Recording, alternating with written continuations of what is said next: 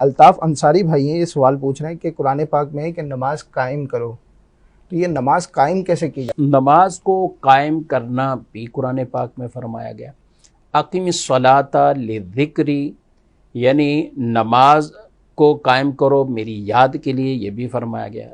قیام بیسک تو ایک قیام کو ذکر کیا گیا ہے، اور جو نماز کا قائم کرنا، قیام نماز، مراد اس سے یہی ہے کہ مستقل نماز کا یہ اہتمام کرنا، یہ سب چیزیں۔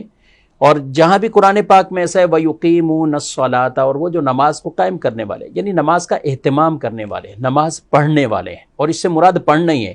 بعض لوگ اس سے غلط فہمی کا شکار ہو کر وہ خود بھی گمراہ ہوتے ہیں، دوسروں کو بھی گمراہ کر رہے ہوتے ہیں کہ وہ نماز کا جو ظاہری یہ نقشہ صورت ہے، قیام ہے، رکوع ہے، سجود ہے، یہ سب چیزیں ان کا معاذ اللہ انکار کر بیٹھتے ہیں اور کہتے ہیں بس کوئی کہتا ہے یاد صرف ہے، کوئی ذکر کے طور پر اس کو لے لیتا ہے۔ ایسا نہیں ہے۔ رسول اللہ صلی اللہ علیہ وسلم نے فرمایا کہ صلو کما رأیتمونی اصلی، تم نماز ویسے پڑھو جیسے مجھے دیکھ رہے ہو۔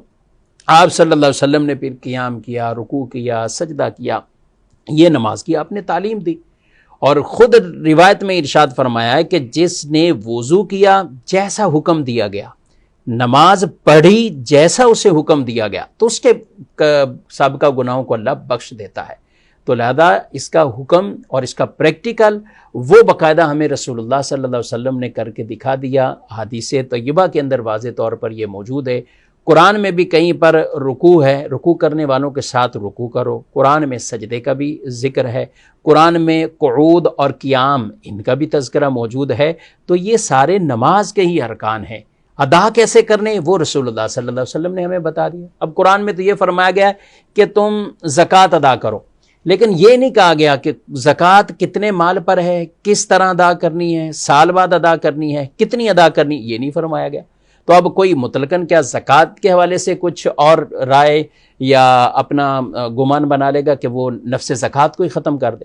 اچھا، اسی طریقے سے ہم اگر دیکھیں تو قرآن میں ہمیں حج کرنے کے حوالے سے بھی ہے، لیکن حج کے کیا ارکان ہیں، کیسے کرنا ہے، تو یہ کہاں سے پتہ چلے گا؟ یہ رسول اللہ صلی اللہ علیہ وسلم کی ذات اقدس اور آپ کی تعلیمات سے یہ پتہ چلے گا۔ وَمَن يُطِعِ الرَّسُولَ فَقَدْ أَطَاعَ اللَّهَ، جس نے رسول کی اطاعت کی اس نے ایسے جیسے اللہ کی اطاعت کی۔ تو ان چیزوں کو سمجھنے کے لیے ہمیں رسول اللہ صلی اللہ علیہ وسلم کی تعلیمات اور احادیث طیبہ یہ بہت اہم اور ضروری ہے۔